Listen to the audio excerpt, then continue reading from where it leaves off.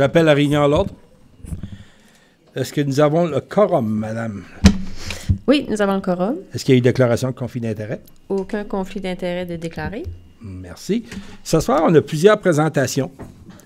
Je sais qu'on a une politique, nos présentations, c'est 10 minutes, mais il y a tellement des projets intéressants que je vais utiliser mon pouvoir de discrétion pour laisser certaines présentations dépasser le 10 minutes. Mais, ceci étant dit, à 9 h, on va être sorti d'ici. Donc, je vais quand même garder un œil sur l'horloge. Sur ça, la première présentation, c'est les états financiers de la ville.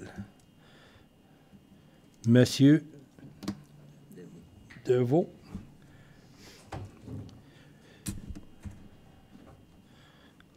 Je suis mêlé de mes amours de casse. Là. Allez-y. Ça veut-tu dire que j'ai plus que 10 minutes? T'as peut-être pas 10 minutes, toi, mais il va y avoir au moins 10 minutes de questions. Merci beaucoup, plaisir d'être ici. Ça fait qu'après notre ouvrage qu'on a fait, auditer les questions, les vérifications de factures, etc., je voulais remercier l'équipe de Bell-B des finances qui a travaillé avec nous autres, répondu à toutes nos questions. Notre rapport fait que les états financiers sont bel et bien fidèles à la situation pour la municipalité de Bell-B au 31 décembre 2024, ainsi que ses résultats tels que présentés. À la page 5, l'état des résultats.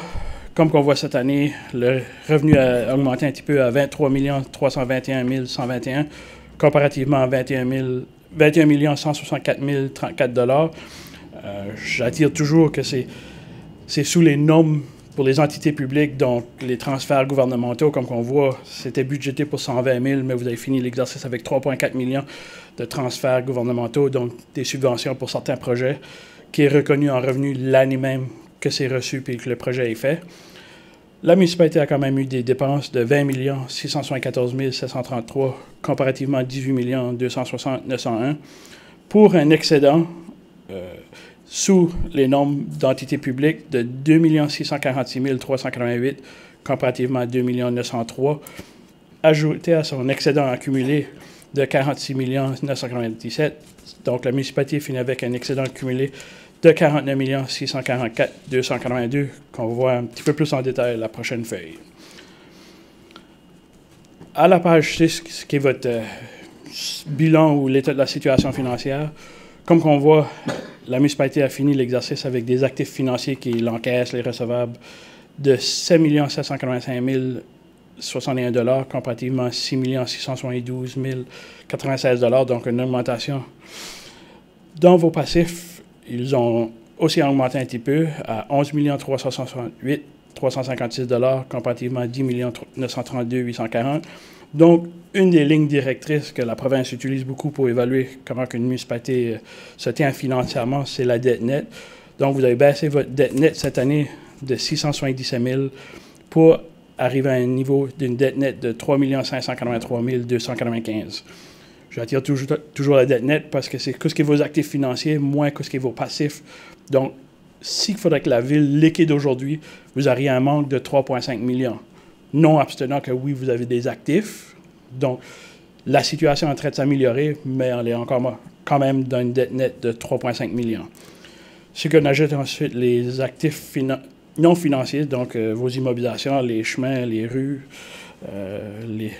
les eaux et égouts, de 106 millions, avec l'amortissement cumulé de 53 millions.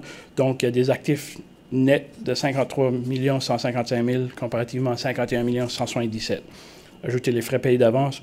Donc, c'est là qu'on arrive avec notre excédent accumulé, qui est vraiment le 49 millions, mais ça comprend tous les actifs, les chemins, etc. Donc, c'est un chiffre qui est peut-être des fois un petit peu comme un petit peu surestimé, parce que si on s'entend, les chemins valent que ça vaut. Là.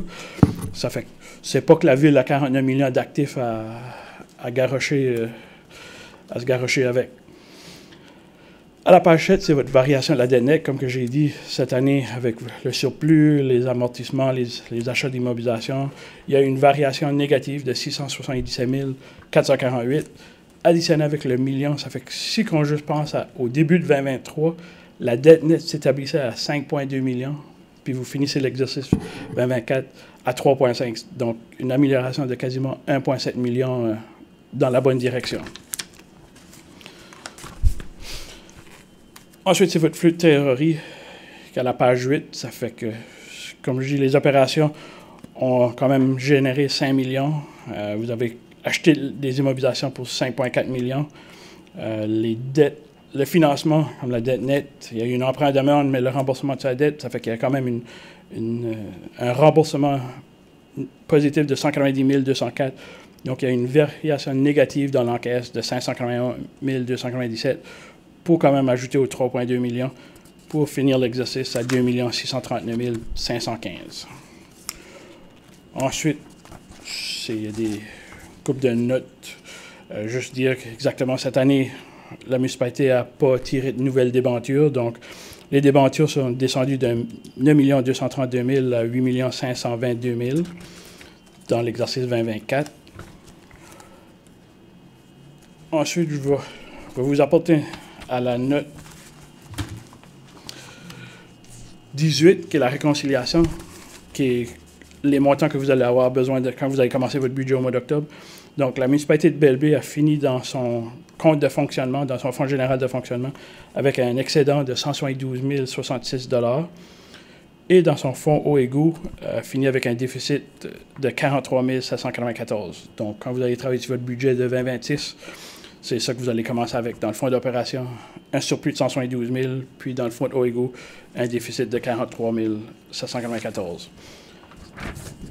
À la note 19, on a commencé, c'est le fonds de réserve, ça fait qu'on a commencé l'exercice avec 1,9 million dans notre fonds de réserve, puis on finit l'exercice avec 3,2, donc il y a quand même eu une augmentation de 1,3 million dans mon fonds de réserve, quand même avec les deux, le surplus puis le déficit que vous avez eu dans votre égout, dans fonctionnement général et eau et goût. Donc, quand même bien tiré.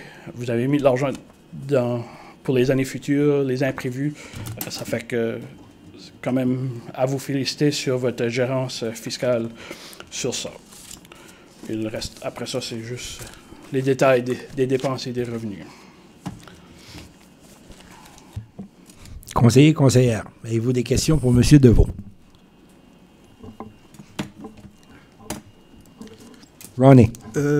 Au niveau de la possibilité d'emprunt de la municipalité, là, avec le budget qu'on a présentement, on a-t-il une marge de manœuvre? Qu'est-ce que serait la marge de manœuvre?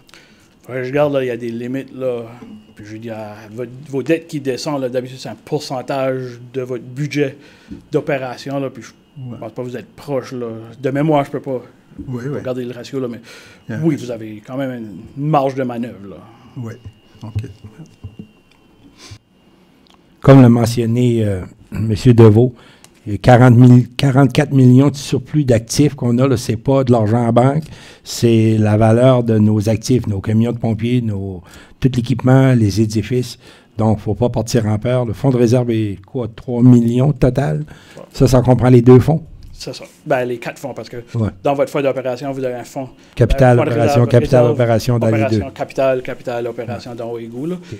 Mais, comme j'ai dit, c'est surtout la dette nette que la province fie beaucoup dessus. C'est quand la dette nette monte, c'est là que, même si tu n'es pas dans les ratios, ils vont commencer à dire, ben là, si ta dette nette monte, ça veut dire qu'il y a un problème quelque part, là. Ça fait que le fait que vous avez descendu ça, comme je dis, là, d'1 point quelque chose million dans les 2 dernières années, ça veut dire que ça va dans la bonne direction, parce que ce qui arrive, c'est si ça va dans la mauvaise direction, c'est que quelque temps, ça va vous rattraper. Malheureusement, ça va vous rattraper, là. Ça fait que... Avez-vous d'autres questions? Merci, monsieur. Ah, Brigitte. Peux-tu mettre ton petit... Oui, mais peut-être que je suis hors d'ordre, vous me le direz.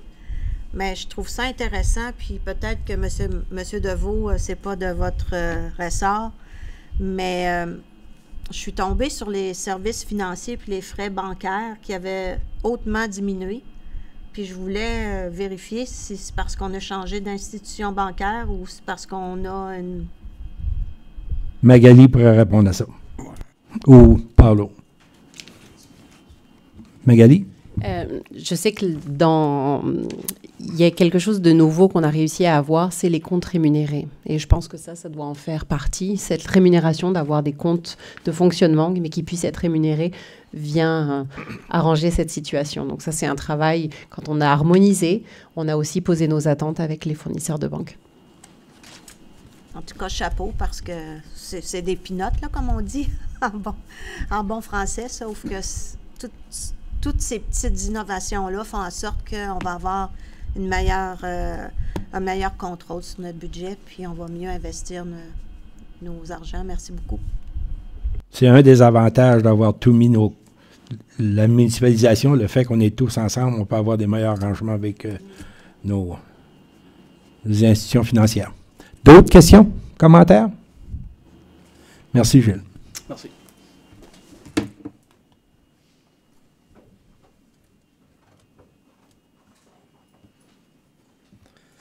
Point 3.2, transport actif, présentation de Roi Consultant, Belle-Baie, piste cyclable. Je veux dire un petit mot avant, Monsieur le maire, pour OK, je te voyais pas. Avant que nos collègues débutent. Je regardais partout, je te voyais pas, tu étais en face de moi. Donc, c'est ça, c'est un projet qu'on travaille avec notre fournisseur, Roi Consultant. Fait que les gens qui sont dans le monde municipal depuis un certain temps, vous savez, moi, ça fait 15 ans, presque 15 ans, personnellement, j'en ai vu plusieurs des plans de pistes cyclables, mais c'était plus dans le théorique. Puis comme vous savez, la rue principale, c'est une route désignée par la province. On ne peut pas faire ce qu'on veut. On a des normes à suivre et tout ça. Donc là, qu'est-ce qui était le mandat? C'était vraiment de nous arriver avec un plan pratique pour qu'on puisse finalement l'établir. C'est sûr, on n'atteindra pas le niveau que d'autres régions ont présentement avec leurs pistes cyclables, leurs véloroutes et tout ça. Mais il faut commencer à quelque part. Donc, c'est la première étape pour qu'on puisse l'établir légalement. Puis après, au fil des ans, on pourra améliorer, ajouter, adapter, allonger tout ça. J'aimerais vous dire aussi, on a consulté les divers groupes là, de cyclistes puis de sentiers verts, etc., qui sont impliqués dans ce domaine-là pour arriver au plan qui est là. Ça fait que je vais laisser maintenant la parole à Jessie qui va vous présenter l'aspect plus technique. Merci Vincent. Je passe la parole maintenant au groupe Roi Consultant. Salut, oui. Fait que je m'appelle Jessie Godin, je suis ingénieur civil chez Roi Consultant. Fait que ça, je vais vous présenter les pistes cyclables à Belle-Baie.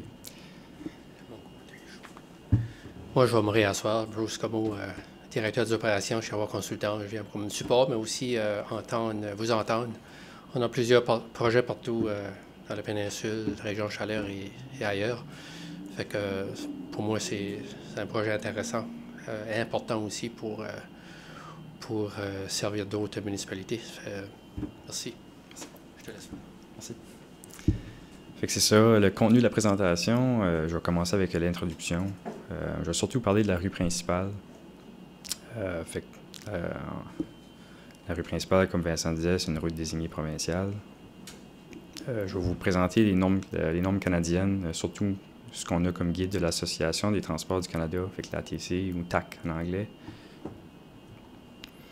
Je vais vous présenter certains défis qu'on a sur la rue principale, puis des propositions qu'on a pour chacun de ces défis-là. Je vais présenter le plan pour l'été 2025. Puis à la fin, je parlerai de la piste cyclable hors route qui se trouverait dans l'emprise de la route 11. Ce serait une extension de ce qui est déjà là. Avec l'introduction, la rue principale, comme vous savez, elle a une longueur de plus de 25 km à travers ces 4 quartiers principaux de Belle-Baie, Beresford, Nigadoo, Petit-Rocher, Pointe-Verte. La coupe typique, elle varie dans chaque secteur. Ce que je dis par ça, c'est que la largeur peut varier d'un secteur à l'autre. À Petit-Rocher, on peut retrouver des bordures, des trottoirs, puis à Nigadoo, on n'a pas de bordure, pas de trottoir. Fait que ça varie beaucoup d'un secteur à l'autre. On a différentes vitesses affichées, puis un trafic journalier annuel moyen assez élevé, entre 10 000 et 12 100 véhicules par jour. Ça vient de l'étude de MTNB de AOU 2023. Fait que ça, je vous présente un exemple de coupe typique qu'on a à Beresford. Ça, c'est la coupe typique qu'on s'est servi pour la réfection des rues à Beresford. On peut voir, c'est difficile à voir un peu à l'écran, mais c'est des voies, des chaussées de 3,7 mètres.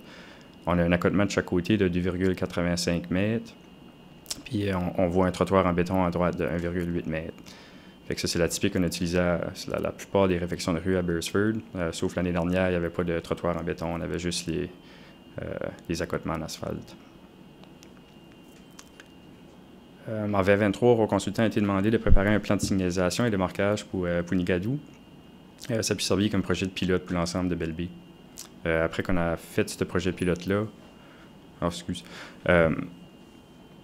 ça, c'est ce qu'on a proposé pour le projet pilote de Nigadou, la signalisation et le marquage proposé. Fait qu'à gauche, on voit ce qu'on a effectivement au pont à Nigadou.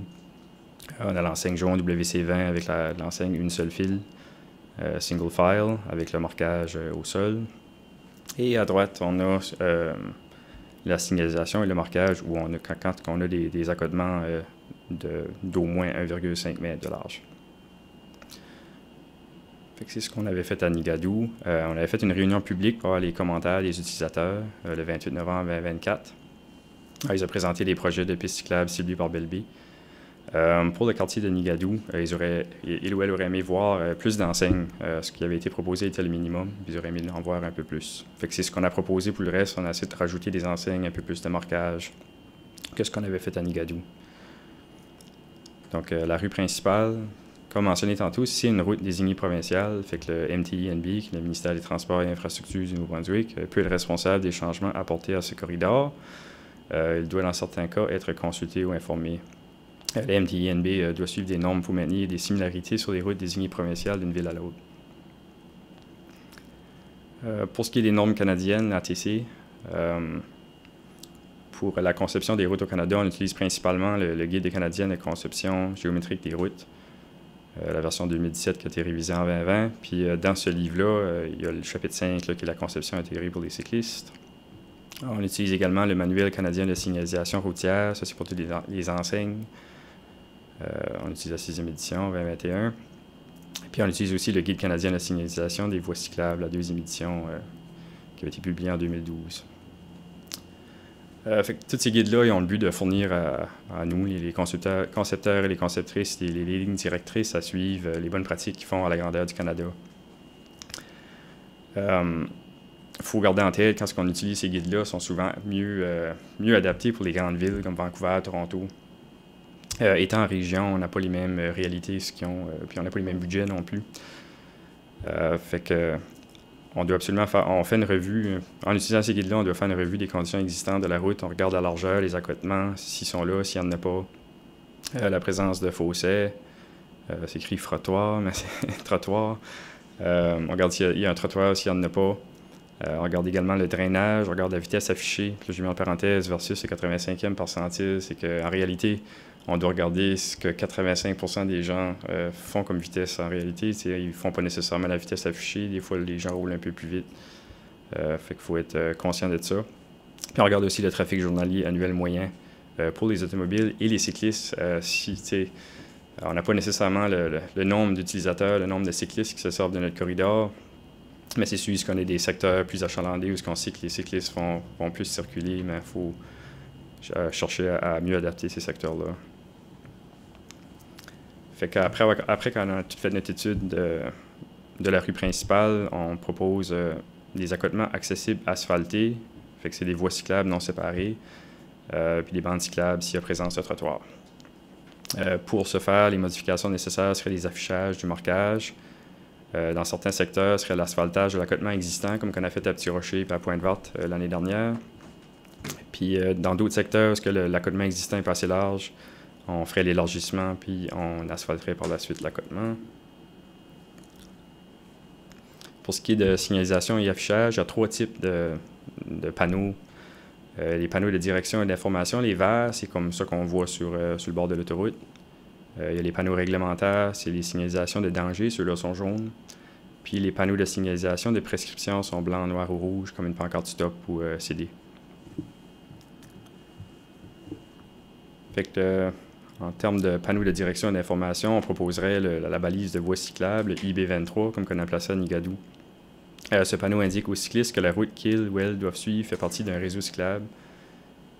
Typiquement, il doit être placé 20 ou 30 mètres avant et après chaque intersection et aux autres points de décision. Pour la signalisation des dangers, on a 2 enseignes, on a le WC19 et le 20. Le WC19, c'est le partager la route. Ça indique aux automobilistes qu'ils ou elles doivent donner suffisamment d'espace aux cyclistes et aux autres véhicules sur la route. Puis on a le WC20. Ça sert à avertir aux automobilistes et aux cyclistes que les cyclistes peuvent pleinement utiliser la voie car la voie est trop étroite. Par exemple, au pont, comme qu'on a placé au pont à Nigadou. Puis pour ce qui est des panneaux de signalisation, de prescription, on a la piste cyclopédestre. Ça indique aux cyclistes que les piétons peuvent circuler sur une piste ensemble. Puis on a aussi la voie réservée aux bicyclettes. Ça indique qu'une voie est réservée à l'usage exclusif des bicyclettes. On use ça seulement quand on a un trottoir ou un autre trottoir pour les piétons. Fait que là, je vais vous présenter les défis qu'on a trouvé sur la rue principale. Fait que le premier défi serait le coin de la rue du Parc-Ouest puis de la rue Acadie. Fait que ce qu'on proposerait serait de passer, je ne sais pas ce que vous pouvez voir à l'alignement à l'écran, mais ça serait de partir en face du Tim Hortons, ce que la passerelle existante. Ça passerait juste au nord du nouveau parc à Beresford, ça traverserait la rue du Parc-Est pour traverser à l'Arena et ensuite passer par les terrains de baseball puis se reconnecter à la rue principale. Ça permettrait aux cyclistes moins expérimentés de s'éloigner de l'intersection de la rue du Parc-Est qui peut être assez achalandée, puis ça fait un beau petit détour. Comme vous savez, cette passerelle-là, présentement, il y a des enseignes qui interdisent le passage des cyclistes. Fait que la modification qu'on ferait serait juste de changer les enseignes dessus. On enlèverait les enseignes qui interdisent les cyclistes, puis on ajouterait le RB39F qui indique que les cyclistes doivent céder aux piétons. Fait qu'en gros, les cyclistes devraient débarquer de leur bicyclette ou attendre que le piéton passe. Ça donne vraiment la priorité aux piétons. La raison qu'on mettrait ça, c'est que c'est pas vraiment assez large pour rencontrer 2 bicyclettes puis un piéton, par exemple. Fait que c'est ce qu'on recommanderait là. Autre que ça, il y a plusieurs entrées et sorties sur la rue principale qui sont trop larges. Je vais vous donner quelques exemples comme l'épicerie Frenette, l'HPHC, la poissonnerie Arsenault. Ce qu'on proposerait là serait des lignes de délimitation de passage polyvalent ou pattes d'éléphant. En gros, c'est ce qu'on voit à la figure. Les lignes servent à délimiter le passage de piétons et de cyclistes. Fait que vraiment, ça donne vraiment un visuel où est-ce que les cyclistes devraient passer à travers ces intersections-là. Puis ça fait un bon rappel pour les automobilistes de ne pas se stationner là pour bloquer le passage des cyclistes. Pour les ponts, on continuerait comme qu'on a fait à Nigadou. On inclurait les enseignes WC20, une seule file. La seule différence, c'est qu'à Nigadou, le marquage, on l'a pas mis sur le pont, on l'a mis sur l'accotement juste avant le pont. Ça, je le changerais. Je mettrais vraiment le marquage sur le pont pour montrer aux cyclistes où ils doivent passer dans la voie. Puis ça donne un bon visuel pour les automobilistes aussi, un bon rappel qu'un cycliste peut se trouver dans la voie avec eux. Sur la rue principale, on a plusieurs regards pluviaux et sanitaires, notamment à Petit Rocher, qui sont en mauvais état. On proposerait de faire l'ajustement de ces regards pluviaux-là, installer trop bas, puis les remplacements des couverts en mauvais état. Un deuxième détour proposé serait en passant par le quai à Petit Rocher.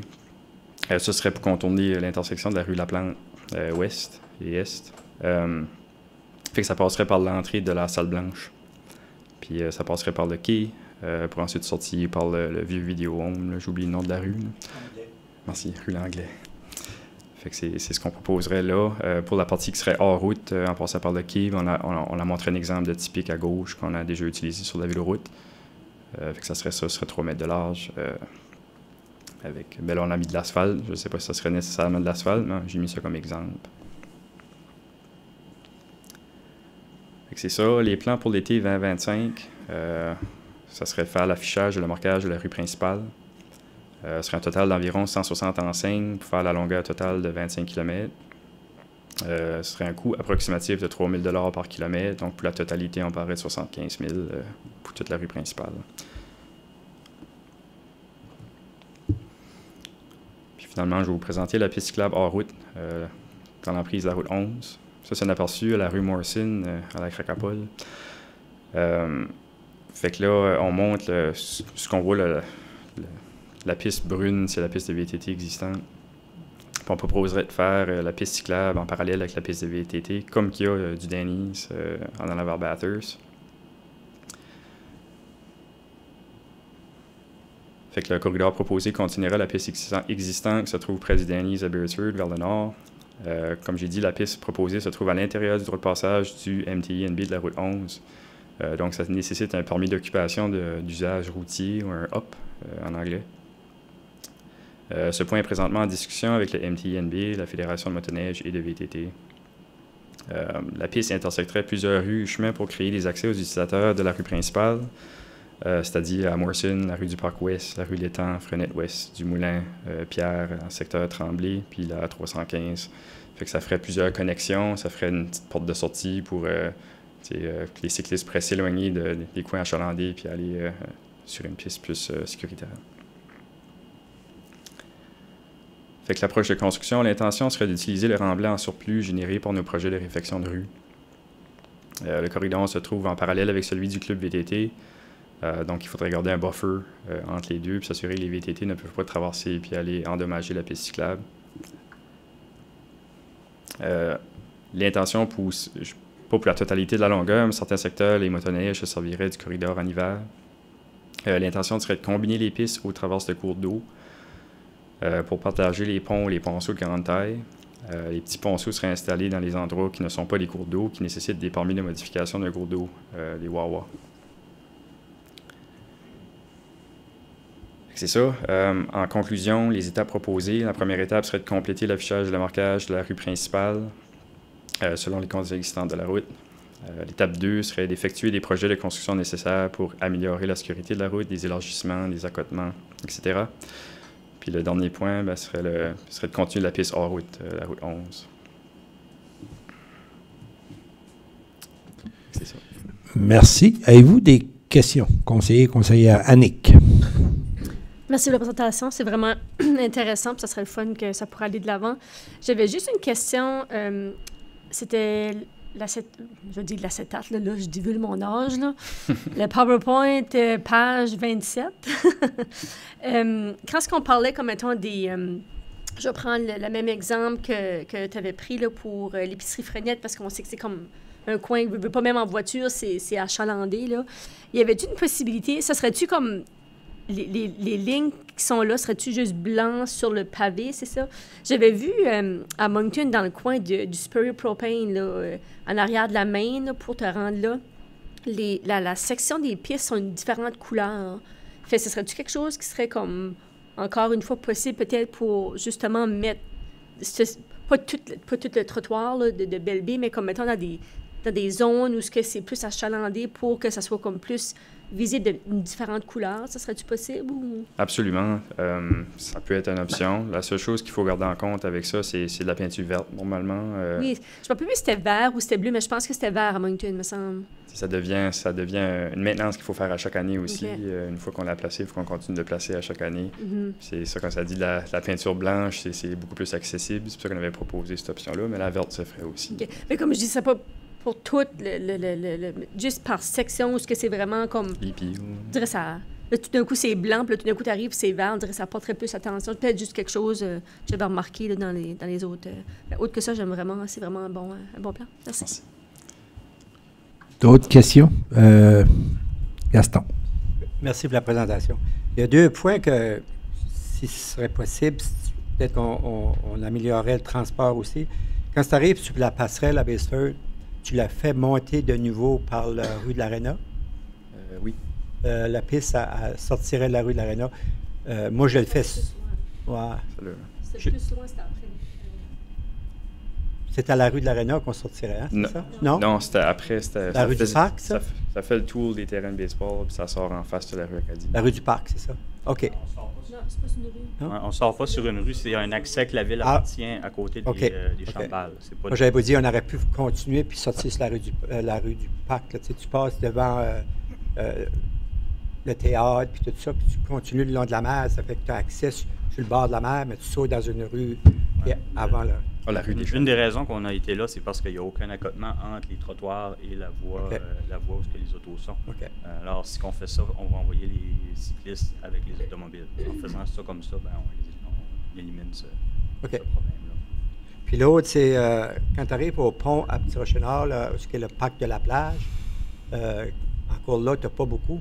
ce serait plus facile de les faire le tour du bassin puis sortir à le Breton-Golfe. Puis demain, tu as un autre aspect de la rivière. Tu fais que tu contournes la rivière qui est la Ames Street qui est là. Bien là, tu n'as plus à part au pont en tout. Tu le contournes complètement. Ouais, c'est un bon point. Marie. Merci pour la présentation. J'ai 3 questions. La première, si on parle d'été 2025, tout ça peut se faire en combien de temps? Tout ce qu'on propose, là? L'affichage et le marquage, ça peut se faire assez vite. Oui. Ça va assez vite mettre ces enseignes-là, puis le marquage, ça peut se faire... OK. Bien, c'est réaliste, autrement dit. Oui, absolument. Bon. Et puis, l'autre question, c'était la réunion publique qui a eu lieu le 28 novembre. Je suis curieuse de savoir, c'était quoi la participation? Les gens qui étaient là, il y en avait, vous vous rappelez-vous qui était là? Il y avait bien du monde? Il me semble qu'il n'y a pas beaucoup de commentaires. Non, c'était avec le groupe des Sentiers Verts. Ils avaient quelques membres, là, je dirais 7 ou 8. Ah, OK. Donc, c'était il y avait quelques cyclistes chevronnés qui étaient là, qui avaient déjà fait part de leurs commentaires à la ville. OK. Donc, on avait invité ces gens-là. Ah bon? C'était vraiment avec ce... C'est un peu un groupe fermé. C'est ça. On voulait des utilisateurs aussi qui s'y connaissaient, là, si on veut. C'était ça, cette réunion-là. Si on va de l'avant, je proposerais qu'on fasse comme une journée d'inauguration. Puis peut-être ceux d'entre nous qui avons un vélo, on pourrait peut-être faire toute la piste au complet, tout ensemble, pour comme partir ça. Puis oui, aussi. Parce que des fois, on ne sait pas trop où aller. Puis alors, si on le faisait tous ensemble, puis on pourrait avoir Béatrice avec nous, faire des photos. Puis... En bicycle. C'est une suggestion. Merci. Brigitte. Oui, Vincent, tu as raison. Pour ceux qui sont en politique municipale dans la région depuis quelques années, ça fait longtemps qu'on attend un circuit de piste cyclable dans notre région. Puis, je trouve quand même les coûts assez raisonnables, là, parce qu'on a déjà eu des projets qui avaient été présentés avec un budget plus élevé. Vous n'avez pas présenté les coûts relatifs à la préparation pour le circuit hors route. Est-ce que c'est parce que ça serait une deuxième étape ou c'est parce que vous n'êtes pas encore certain de tous les obstacles que vous pourriez rencontrer? C'est surtout la section en route, on utiliserait le remblai excès ou le remblai qui nous resterait de nos projets de réfection de rue. Fait que c'est difficile de comptabiliser ce que ça coûterait, là, parce que des fois, ça peut être inclus dans le contrat, puis des fois, ce serait pas nécessairement inclus. Fait qu'on... Ça serait plus dans une deuxième... Parce que vous parliez de 2025, mais... Non, ça ferait pas partie de 2025, mais ça serait dans les années à venir. Là. OK. C'était un petit peu... C'était pas clair. C'était un petit peu confus. Moi, j'étais confuse par rapport à l'information. Je peux peut-être élaborer un petit peu là-dessus, parce que c'est sûr, les budgets municipaux, c'est pas vraiment eux qui s'occupent de ça. Là. Puis pour la rue principale, on s'entend que le montant qui est mentionné, c'est seulement l'affichage et le marquage. Les endroits où il y a de l'accotement qui manque, évidemment, ça va coûter plus que 75 000 OK. Tout faire ça sur la longueur totale de la ville. Même chose pour les trous d'hommes qui sont défoncés. Je veux dire, je pense c'est 5-6 000 $ par trou d'homme, Michel? Donc, c'est pas seulement 75 000 $. C'est ça, c'est ce qu'on veut, mais dans un sens, les trous d'hommes, il faut les entretenir quand même, piste cyclable ou pas. Ça fait partie des tâches, si on veut, d'une ville.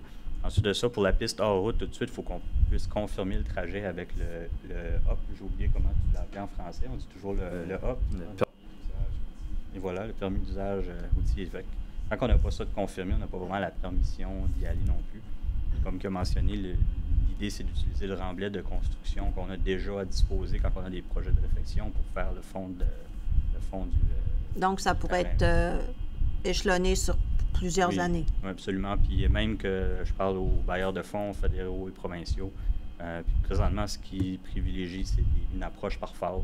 C'est pas, ils ne donneront pas 10 millions puis faites ça. C'est vraiment par étapes. On peut intelligemment, au fil du temps, développer cette connexion-là. Puis, la bonne nouvelle, c'est qu'une fois qu'on aura ce fameux hub d'approuvé-là, on pourra avancer. Parce qu'aujourd'hui, on peut vraiment théoriquement rien faire, parce qu'on n'a pas l'autorisation d'aller là. Il y a un point qui me préoccupe, c'est le défi numéro 4. Vous proposez de céder le passage aux piétons, mais par expérience, je me dis que ça va être difficile pour les cyclistes de céder le passage aux piétons. Il y a peut-être une autre approche de débarquer de notre vélo puis de circuler à côté de notre vélo. Oui, c'est un bon point, puis ça existe en Saguenay aussi. Je pense aux personnes âgées ou même aux plus jeunes enfants, même si on marque ça, il y avait une raison pour laquelle on interdisait les vélos sur la passerelle. Donc, par mesure de sécurité, moi, je proposerais qu'on demande aux cyclistes de descendre de leur vélo. Mais sinon, je trouve ça merveilleux de permettre aux cyclistes de découvrir les attraits de notre municipalité, que ce soit à Beresford, que ce soit à Petit-Rocher, ou même ce que vous proposez comme détour aux autres endroits. Moi, en tout cas, ça me semble que ça va me donner le goût de remonter sur ma selle. Merci. Ronnie. Merci, Daniel. C'est un très beau projet. Félicitations là, pour l'étude. Là. Puis en plus, il y a un plan pour le mettre en place. Là. C'est quoi qui nous manquait depuis plusieurs années qu'on parle des pistes cyclables. Là, dans la piste en haut des terrains, pensez-vous à un moment donné de paver ça ou c'est juste ça restera à la terre, ce type de piste-là? Dans mon idée, la première phase, ça serait du gravillon. Puis éventuellement, il y aura de l'asphalte, mais ça va dépendre des moyens financiers. T'sais, ça fait un peu comme j'ai dit, établissons-la, la piste, puis après on l'améliore. Oui. Fait que c'est un peu ça. Oui. Ça fait dans notre budget de fonctionnement cette année, on a-tu de l'argent d'identifier pour débuter les projets? On a 50 000 au budget. Là. 50 000 ah, mais c'est très bien.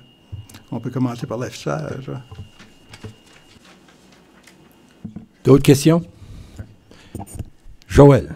Merci pour la présentation. Je vais reprendre les questions précédentes pour être sûr d'avoir bien compris. Donc la première année, ça serait faisable de faire juste peinture, panneaux, 75 000 dans le budget. Puis après, on décompose. Ça veut dire que cette année, les gens continueraient de croiser la route de l'Arena et au niveau de la salle blanche, on les envoie vers le carrefour. Parce qu'on n'a pas fait les déviations, c'est ça? Au niveau du secteur de Petit-Rocher, il va falloir négocier avec l'école, ce qui n'a pas été fait. Là. Ça fait que c'est sûr qu'il y a des exceptions comme ça. Ça sera fait par la suite, ça? Oui, par le chemin. Je pense qu'il faut que vous soyez en arrière du plan avant que nous, on puisse aller négocier. Oui, donc c'est ça, juste marquage panneau, et puis on les fait rouler le long de la 134 tout du long. OK, ouais. Puis la deuxième, c'est un très beau projet. Et je me demandais... Au niveau du quartier des loisirs, je repensais tout ce qui était, mais ça viendra plus tard, certainement la question de la lumière dans le bois. Et puis, j'imagine les enfants qui courent un peu partout avec le tracé, mais ça viendra par la suite. Mais si c'est 75 000 du marquage, c'est bon, moi, je comprends mieux. Merci. D'autres questions? Commentaires? Moi, j'aurais une question. C'est probablement pour Vincent, aidé par la firme. À un moment donné, puis peut-être je rêve, là, on avait mentionné qu'on allait voir avec le ministère des Transports ou les ressources naturelles s'il n'y avait pas des anciennes terres ou des droits réservés pour des anciens chemins qui n'existent plus aujourd'hui. On pourrait se rendre à la région de Robertville ou Nicolas-Denis pour la piste cyclable. À l'heure actuelle, on parle sur le long de la 134, mais on a la population qui a aussi des vélos et qui habite à l'extérieur de cette région-là. Puis je me demandais, ça n'a pas été mentionné à soir, c'est toujours dans le plan ou j'ai rêvé? Ça n'a pas été mentionné. Oui, c'est ça, ça n'a pas été présenté. Puis oui, on a travaillé sur ça. On a identifié des routes, par exemple, à Morrison, qui continue en allant vers Robertville. Fait qu'il y a plusieurs corridors potentiels où on pourrait faire des connexions vers Sommany puis vers ces secteurs-là de Belleville. Fait qu'on a proposé 2 circuits. On a des plans préparés pour ça, des circuits potentiels qu'on pourrait faire qui restent connectés en arrière de là. Je sais pas si... Je pense à ce niveau-là, le défi, c'est des routes du ministère encore, donc on n'était pas certain du statut. Voilà, c'est pas nécessairement la présentation, mais on poursuit là-dessus. Fait que l'idée serait de faire des boucles qui iraient dans les anciens secteurs non incorporés. Là. En d'autres mots, qu'est-ce que vous disiez? C'est dans les plans, ça n'a pas été présenté ce soir parce qu'il y a des négociations au préalable à avoir avec la province, parce que les routes leur appartiennent toujours. En gros, c'est ça? Ça, je pense que ce serait très similaire à ce qui est proposé sur la principale, marquage, affichage. Oui, OK. Monsieur le directeur?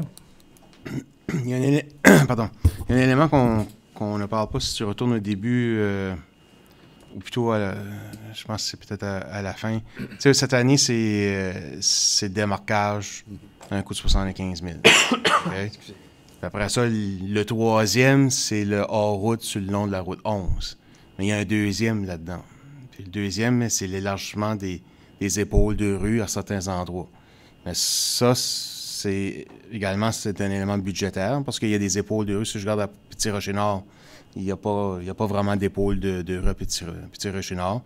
2, c'est une route désignée provinciale. 3, il faut soumettre un plan quinquennal qu'on a soumis puis qu'on n'a pas été retenu en 2026 en 2025 ni en 2026 pour des projets. So, il y a un élément de coût, de budget, d'autorisation de la province pour faire le numéro 2. Puis le numéro 2 il est quand même assez important si on veut avoir un lien continu de 25 km sur la 134 qui est sécuritaire. C'est grandir ces accotements puis les épaules de rue. Ça, il ne faut pas oublier le numéro 2 qui a une incidence. Peut-être par ce temps-là, notre équipe d'asphalte sera assez expérimentée pour commencer à faire des épaules de rue. Mais c'est un élément qu'il ne faut pas négliger. Donc, ça prend notre partenaire à la table. J'avais compris ça. Je voulais juste m'assurer que les gens à l'extérieur de la 134 réalisent qu'ils font aussi partie du projet. Ça ne sera pas en 2026 ni en 2027. On parle d'un projet peut-être d'une dizaine d'années, mais éventuellement, l'intention de Belle-Baie, c'était de se rendre dans les territoires à l'extérieur. Mais c'est sûr qu'on ne peut pas faire ça l'année prochaine. Ça, je comprends ça. C'est ça mon point. Mais c'était juste faire le point. Que les gens qui nous écoutent, qui viennent d'ailleurs, qu'on a aussi pensé à eux autres. C'était ça le point que je voulais faire. D'autres questions? Commentaires? Merci. Oui, Bruce? Si tu me permets, j'ai 3 petits points à ajouter en écoutant vos questions, d'ordre général plutôt. Ce qu'on a là aujourd'hui, c'est vraiment une multitude de discussions qui a été faite en collaboration avec les partenaires de la ville, avec nous autres. C'est pas juste un choix. Il y a une multitude d'options possibles. Celle-ci a été choisie dans différents cas, puis ça pourrait évoluer avec le temps, avec votre expérience, avec l'utilisation des cyclistes. Vous allez avoir du feedback, puis vous pourrez améliorer au fur et à mesure.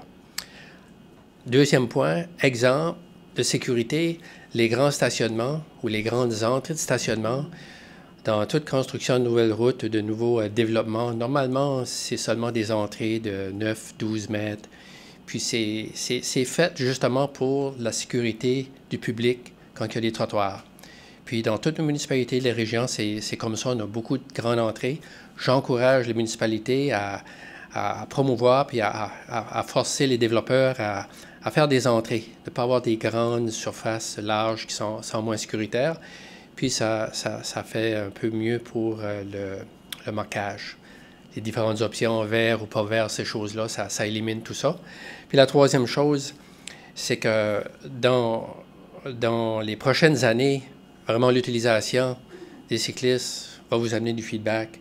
Puis ça va évoluer. Bon, la plupart des plans que j'ai vus, il y en a même qui vont faire des choses, puis ils reviennent, ils les enlèvent parce que c'est pas sécuritaire. Ça fait qu'il ne faut pas avoir peur de juste commencer, puis d'apprendre, puis d'évoluer avec ça. C'est tout. Merci. Merci vous deux. Merci Vincent. Merci.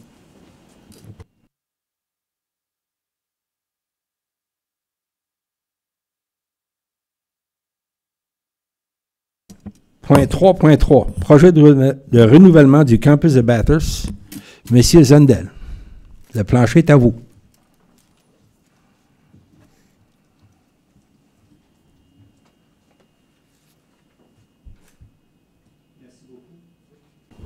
Merci beaucoup, Monsieur le maire. Je me demande si on peut... oui, on va activer la présentation.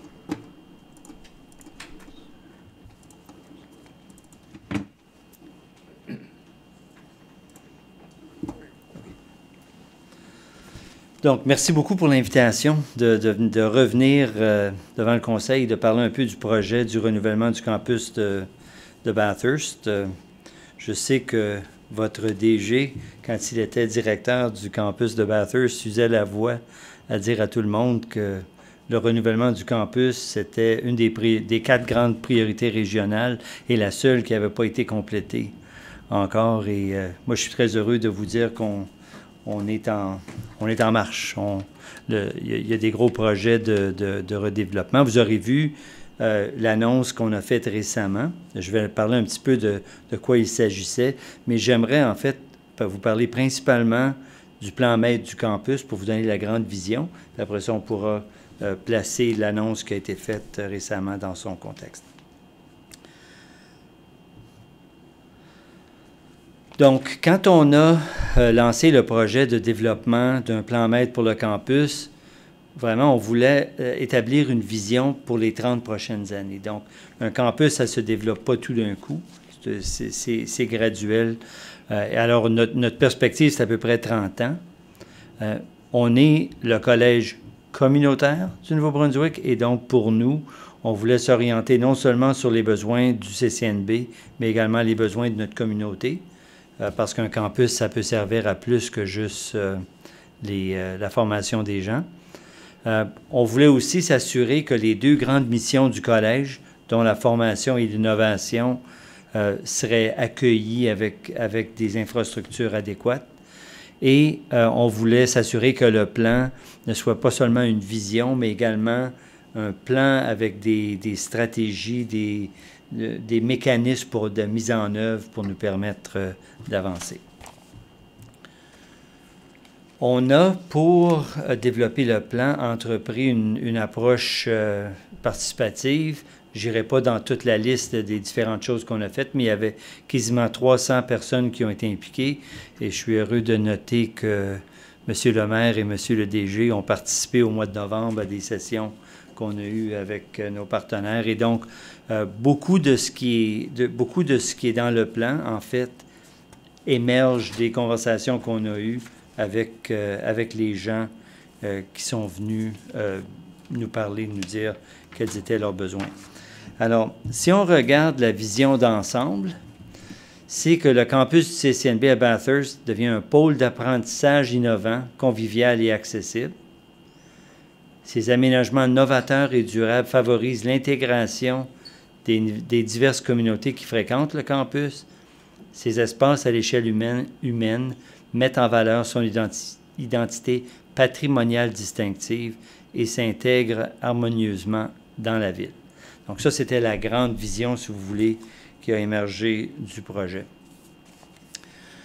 Les grands principes, je ne les passerai pas toutes ici, mais on avait développé des principes qui nous permettraient de réaliser cette vision-là. Je veux attirer votre attention à 2 en particulier.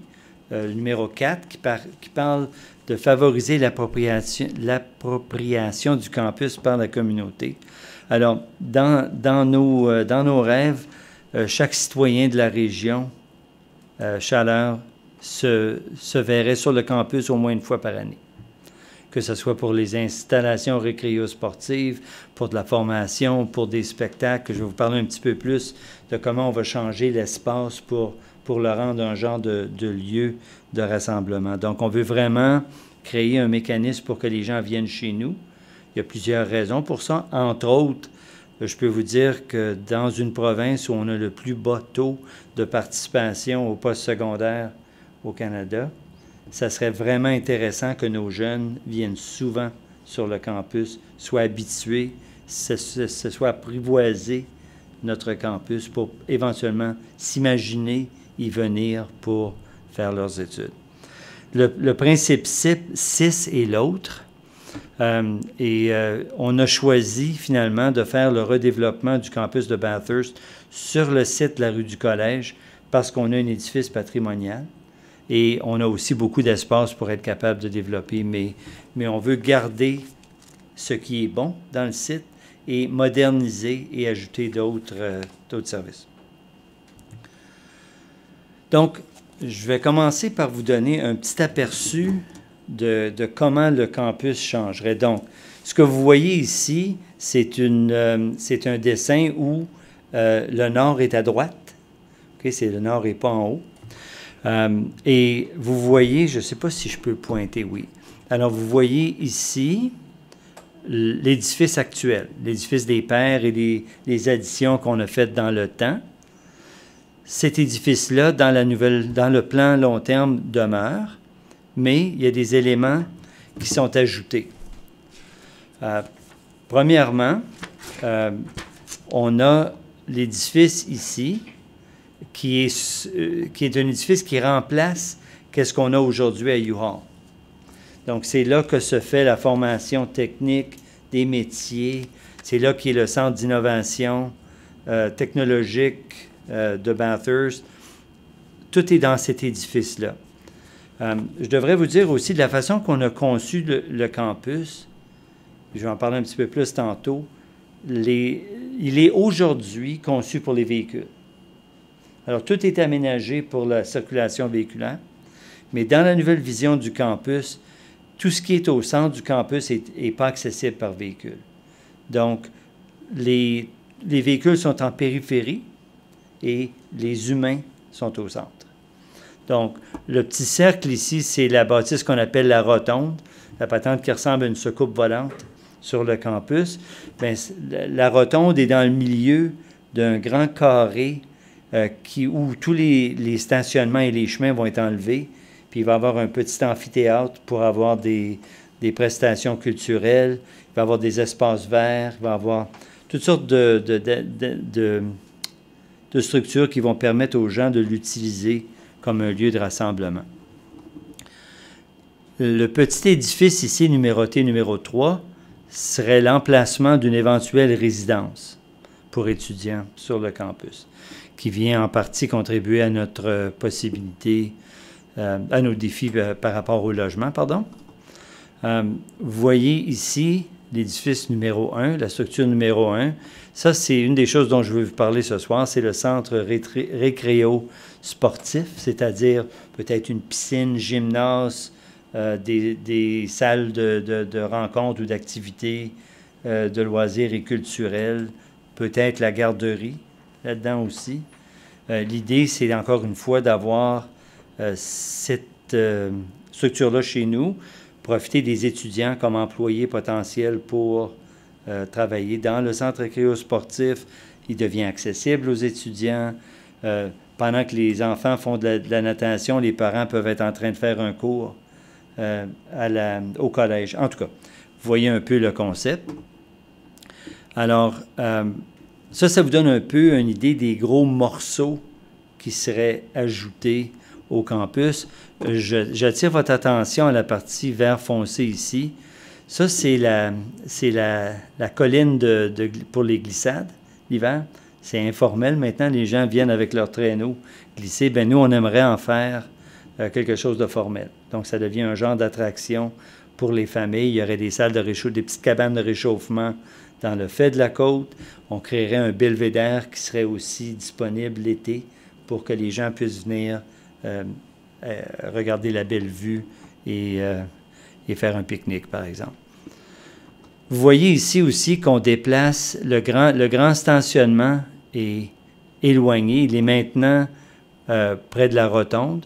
Tout le stationnement va à l'extérieur pour éviter d'avoir besoin de circuler à l'intérieur et on conserve cette zone piétonne là-dedans.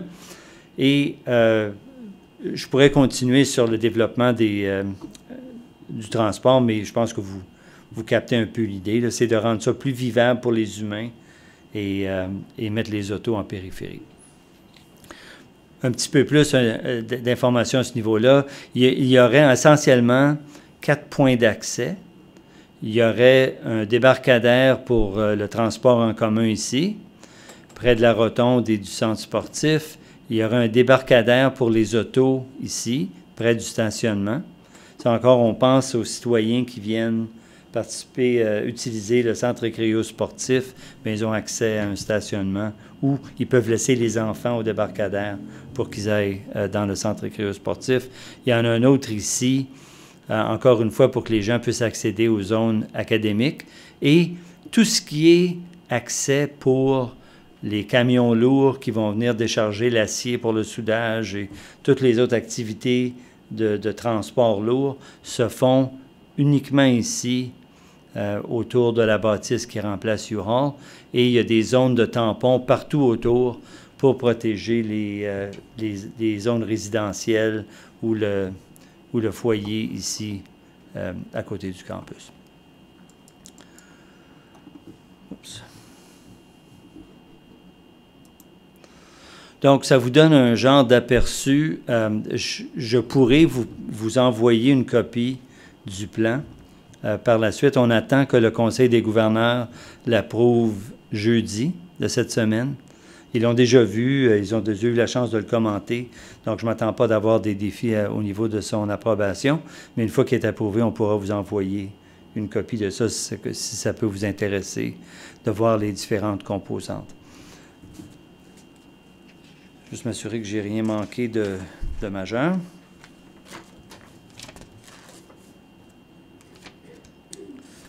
Non, je pense que ça fait le tour. Donc, moi, ça me ferait plaisir de répondre à vos questions. Ah, excusez-moi, non, une chose. Je vous ai dit tantôt que j'allais faire le lien avec ce qui avait été annoncé récemment. Donc, le financement qu'on a reçu, que le ministre D'Amour a annoncé, est pour la prochaine phase de conception pour l'édifice qui remplace U-Haul. Donc, la province ne s'est pas engagée par rapport à une résidence étudiante, par rapport à un centre récréo-sportif. Toutes ces choses-là sont des choses à développer avec le temps, mais ils ont approuvé le financement pour amener à la fin de la phase de conception le projet de l'édifice qui remplace U-Haul. Donc, pour les projets comme un centre récréo-sportif, ça serait des projets qui seraient conçus en partenariat avec les municipalités, avec peut-être la garderie et d'autres qui seraient intéressés de se rassembler pour mettre en place quelque chose. Puis ça, il faudrait que ça fasse son propre chemin au niveau du montage financier, des approbations, etc. Mais au moins, on sait si on veut aller de l'avant, on sait où ça va aller. On a déjà eu une approbation de notre Conseil des gouverneurs pour le concept de placer ce genre d'activité dans le campus. Donc, ça rend beaucoup plus facile le travail de collaboration et de partenariat. Donc, Monsieur le maire, je m'arrête là. Ça me ferait vraiment plaisir de répondre à des questions s'il y en a. Conseiller, conseillère, avez-vous des questions? Ronnie. Au niveau de la conception, vous parlez de la première bâtisse qui remplacerait celle-là qui est à U-Haul. Mais là, vous avez fait quand même une conception totale, pareil, de tout l'aménagement que vous nous proposez là. Hein? On a fait une conception en ce sens qu'il y a un plan maître du campus. Oui. Il y a des dessins. On a des plans qui nous diraient à peu près où ça devrait aller, comment ça serait développé, comment c'est illuminé, quelle est la signalisation, etc. Mais par exemple, le centre récréo-sportif, peut-être qu'il ne ressemble pas au dessin qu'il y a là. Ça va être une phase ultérieure avec les partenaires, quelle fonction exactement on veut y donner, etc. Oui. Ça fait que vous prenez une approche participative dans tous les différents modules de l'établissement qui est très bien. Vous impliquez la population. Et c'est certain qu'on va supporter un projet comme ça. Puis vous mentionnez au niveau secondaire aussi, avoir un centre comme ça pour les jeunes d'aller visiter, c'est très, très bien. Tout à fait. Puis je peux vous dire que la formalisation de la piste qui mène à ESN, il y a déjà quelque chose d'informel sur place. Mais un des plans, c'est de développer ça, de s'assurer qu'il y a assez de lumière pour que les gens puissent voyager là n'importe quand. Oui. Et donc, on parlait tantôt de pistes cyclables. En fait, un des plans, c'est d'appuyer tout ce qui est le transport actif. Donc, il y a des zones pour stationner des vélos couvertes à différents endroits sur le campus pour faciliter ça. Félicitations, c'est très bien fait. Hein? Merci. Madame Couturier. Monsieur Zundel, sur la carte initiale, on parle de la grange au numéro 6, que vous avez transformée, puis peut-être que je comprends mal. en repère identitaire potentiel. Est-ce que c'est un édifice ou ça serait plus comme le... Vous dites le numéro 6? Oui, vous aviez dans l'image initiale, ça parle de grange, mais ça doit être... est-ce que ça peut être le centre de ressourcement? Non, OK, là, je comprends ce que vous voulez dire. La grange, c'est en fait une petite grange qui existe juste à la limite du terrain associé avec le centre de ressourcement. Ah, OK. C'est elle avec le toit rouge, si vous... Puis là, ça va être... Vous proposeriez de faire un repère identitaire potentiel, donc vous démoliriez ça, puis vous feriez plus comme disons, votre image de marque. C'est quoi je pense en fait que peut-être que c'est mélangeant, mais parce que ça, c'est un des points d'accès majeurs, il y aurait une signalisation plus importante en avant là. Okay. Je ne crois pas que ça demande la démolition de la grange, okay. mais là, on est dans le fin détail. Non, c'est juste parce que je trouve intéressant. Vous avez pensé à beaucoup de choses, comme un amphithéâtre extérieur. Ça serait pour des spectacles en plein air? Oui. Ou ça serait plus parce que je sais qu'au niveau collégial, il n'y a pas vraiment d'équipe sportive, mais est-ce que vous avez, en plus du centre récréo socio-sportif, est-ce que vous allez avoir comme des courts ou... Alors, une des idées, c'est de maintenir un terrain de soccer qui est là déjà, mais qui va devoir être déplacé pour le plan. Il y a un gymnase actuellement qui est en état assez... oui. Ouais. En tout cas, qui n'est pas en bon état, qui va être démoli éventuellement pour faire place à l'édifice qui va remplacer le site de U-Haul. Donc, il va falloir placer un gymnase ailleurs. Pour moi, ça pourrait être un des éléments qui pourrait être dans un centre récréo-sportif. La dernière question que j'ai au niveau de votre salle de spectacle, est-ce que vous avez prévu déjà la capacité de la salle? Est-ce que ça serait...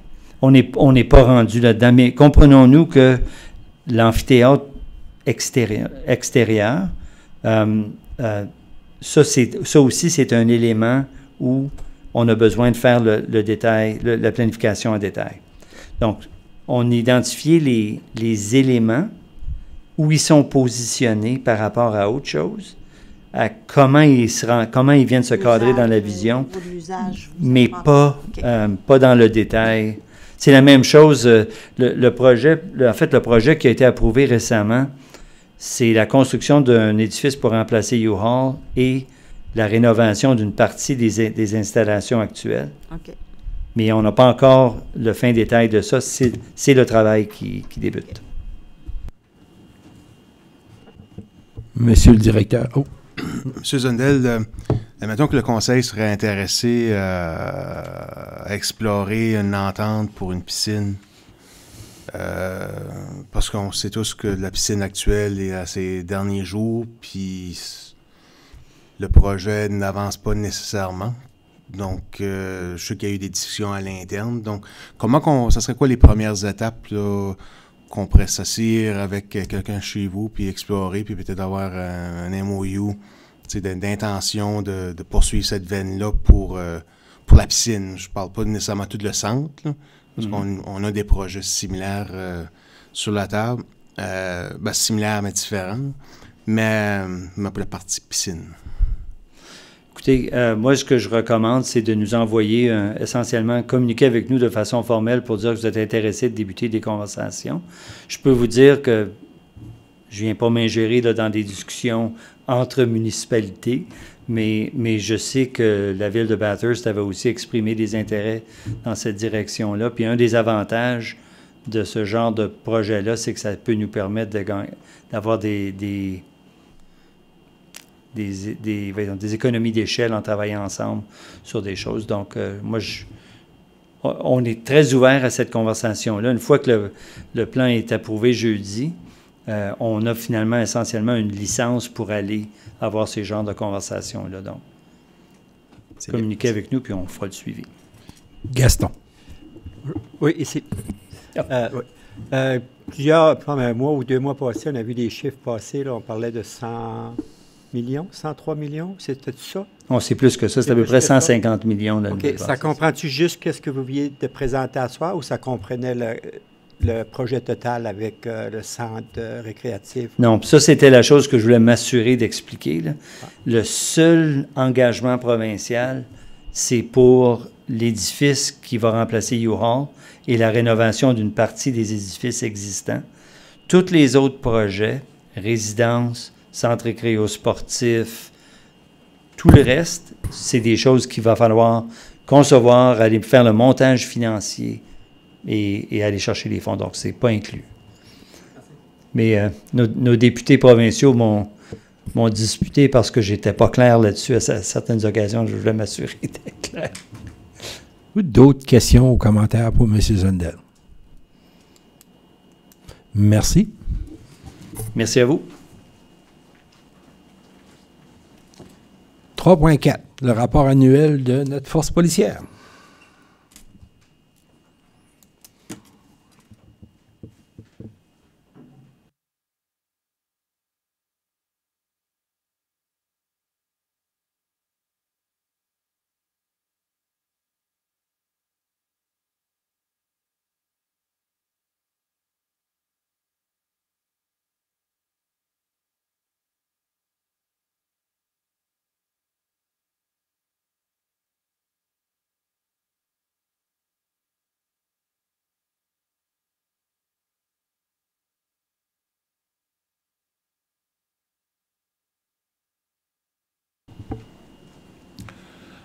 Merci, M. le maire. Merci au conseil aussi de me permettre de vous faire une mise à jour sur les activités de la BNPP pour l'année 2024.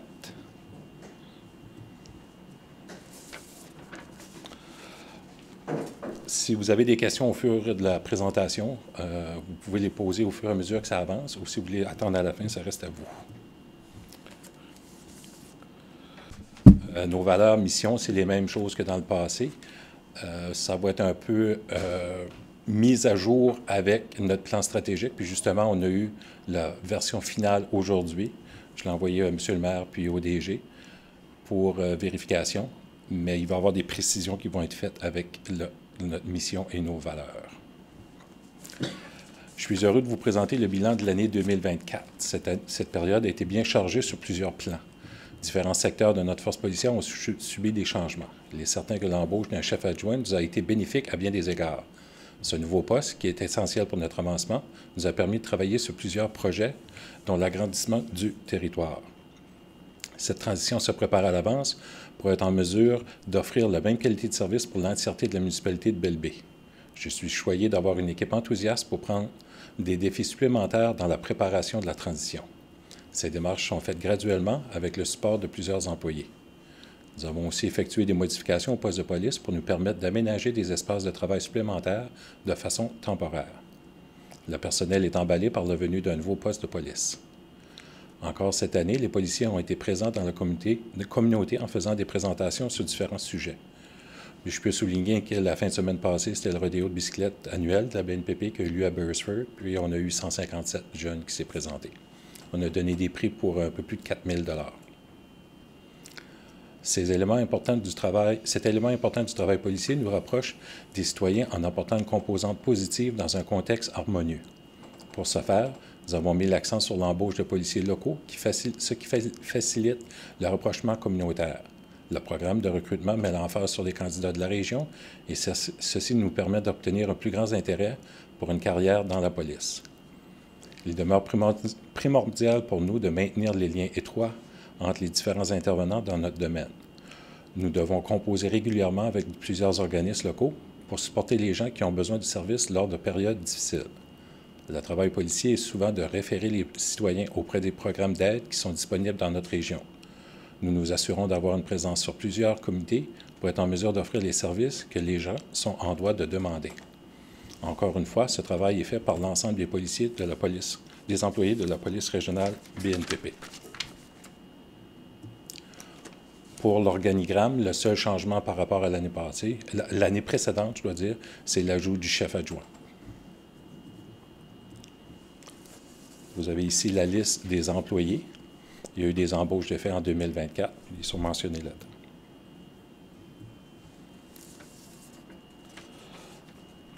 Au niveau des appels de service, des événements, je devrais dire, il y a une légère diminution. Puis, ça peut être considéré un point positif. Donc, s'il y a moins d'appels, il y a moins de gens qui ont des problèmes ou qui ont des situations qui pourraient être potentiellement malheureux pour eux. Au niveau des CAD, qui est un acronyme c'est les rapports, c'est les événements de nature mineure où il va y avoir un déplacement des policiers, mais ça ne veut pas dire qu'il y a nécessairement une enquête qui va être faite ou un rapport d'enquête qui va être fait.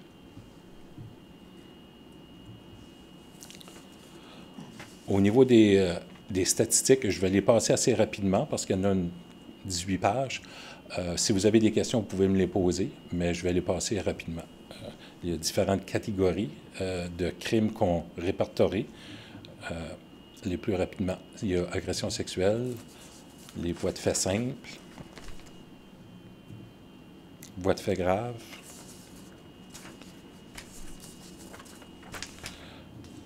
voies de fait sur les policiers, harcèlement criminel, proférer des menaces,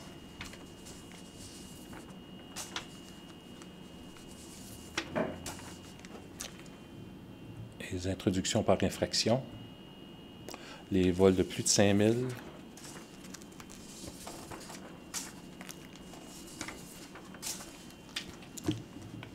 les vols de moins de 5 000, les méfaits,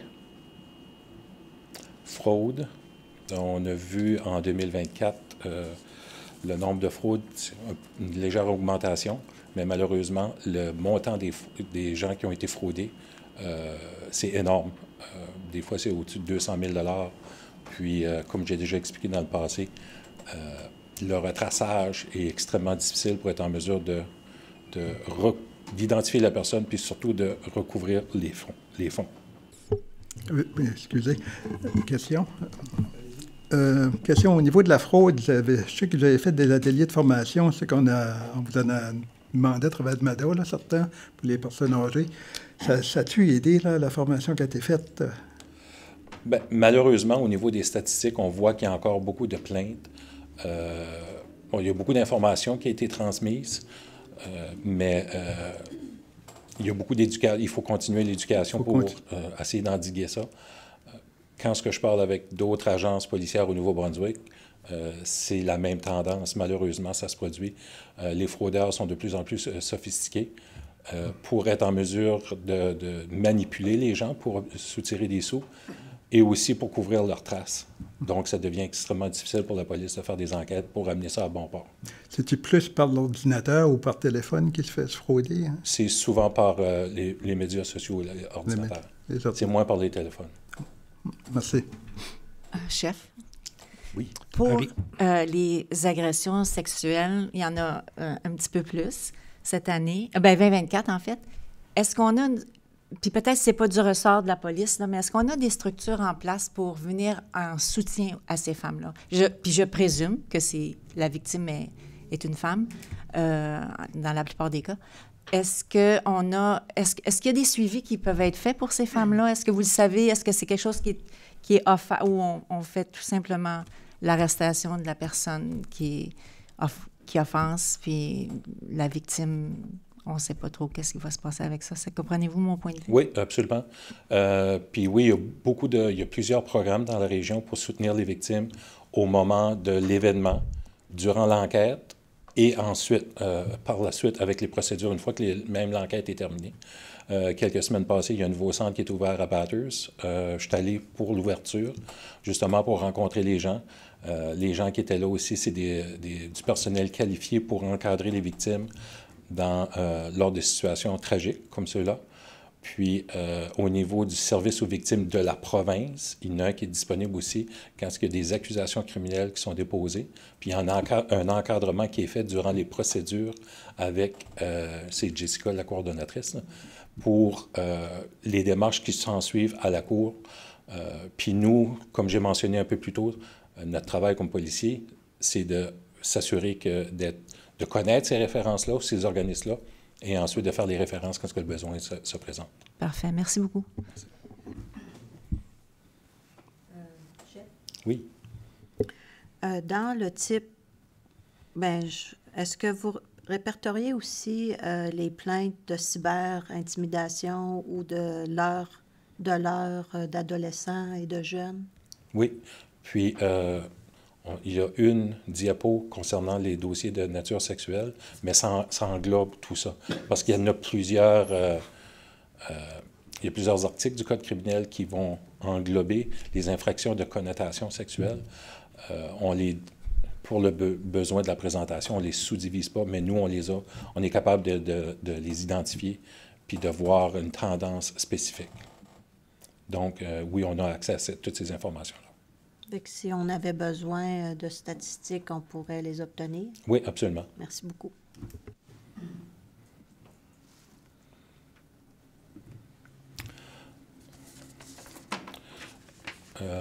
La diapo suivante, c'est la conduite pendant une suspension-interdiction. Suspension, c'est une infraction au code de la route. Interdiction, c'est une infraction au code criminel. Conduite avec les capacités affaiblies. Ça, c'était avant d'avoir la nouvelle loi sur les suspensions immédiates qui est venue en vigueur le 1er janvier de cette année. Infraction sur les drogues. Au niveau des accidents, on voit que c'est sensiblement la même chose que l'année précédente. Suite à la réunion du 3 juin à laquelle j'avais assisté ici, vous aviez eu des discussions par rapport au besoin d'avoir des carrefours giratoires, feux de circulation ou des traverses de piétons pour la partie 134 ou dans le territoire. Ça fait que après votre rencontre, nous, on a fait des statistiques chez nous pour identifier s'il y avait des points chauds ou qu'il y avait des endroits il y avait des accidents à répétition, que c'était à corriger. Les endroits où on a focusé le plus, c'était à Petit-Rocher, c'était la rue Laplante, à Nigadou, HPHé, et après ça, la rue du Moulin. Puis à Beresford, c'était la rue Acadie, Tim Horton, et après ça, le chemin Morrison. Je pense que c'est les endroits où vous aviez des discussions. Puis on a constaté qu'il n'y a pas d'excédent d'accidents dans cette région-là, autre qu'ailleurs.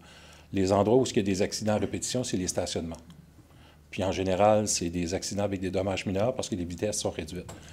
Mais pour les besoins au niveau des accidents, il n'y a pas une tendance qui démontre qu'ici, à la rue Laplante, il y a plus d'accidents. Puis là, on ne fait pas seulement, la statistique n'est pas seulement pour la rue Laplante, mais on va, mettons, à 200 mètres, 300 mètres, parce que ça pourrait être un résultat de la circulation à cet endroit-là. Donc, il n'y a pas de problème majeur de ce côté-là.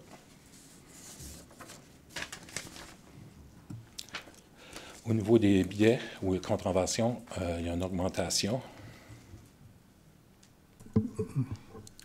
Chef, au niveau des contraventions, l'augmentation, vous avez utilisé un affiche numérique maintenant pour détecter celui qui fait de la vitesse, c'est ça? Oui, le panneau de vitesse il était fonctionnel à partir d'hier. Il était en fonction depuis hier. Il y avait des choses à améliorer ou à corriger dessus. Puis, qu'est-ce qu'on a fait? On a fait un message Facebook pour dire aux gens qu'il est disponible. Puis, dans la première heure, on a eu 2 demandes pour des gens qui veulent l'avoir. Qu'est-ce qu'on a fait? C'est que le chef adjoint a fait une procédure pour déterminer avec les patrouilleurs dans quelle situation qu'on va le déplacer. C'est-à-dire, si quelqu'un appelle puis il dit il y a un véhicule rouge, un Honda Civic qui va à telle résidence puis il roule rapidement, on n'a pas besoin du panneau de vitesse parce qu'on peut identifier qui pourrait être le fautif. Là, il y a une enquête qui peut être faite. Mais si c'est une tendance sur une certaine portion du territoire, à ce moment-là, on peut amener le panneau de vitesse. Puis, pour faire de la prévention, le but, c'est de faire de la prévention. Ce n'est pas nécessairement d'émettre des constats, c'est de faire de la prévention. On a quand même eu une augmentation presque de 25 des contraventions, là. Oui, il peut y avoir un autre élément qui survient avec ça, c'est qu'on a beaucoup de jeunes policiers qui ont été embauchés récemment. Ah.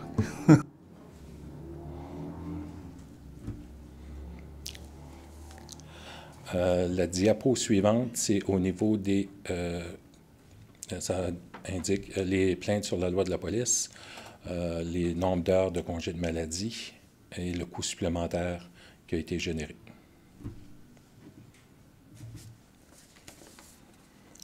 les vérifications de dossiers de sécurité, c'est similaire. Les appels liés à la violence conjugale, puis les dossiers de santé mentale. Je les mentionne, ceux-là, parce que c'est vraiment des genres de dossiers qui sont générés régulièrement, puis qui demandent des soins ou une attention un peu spéciale.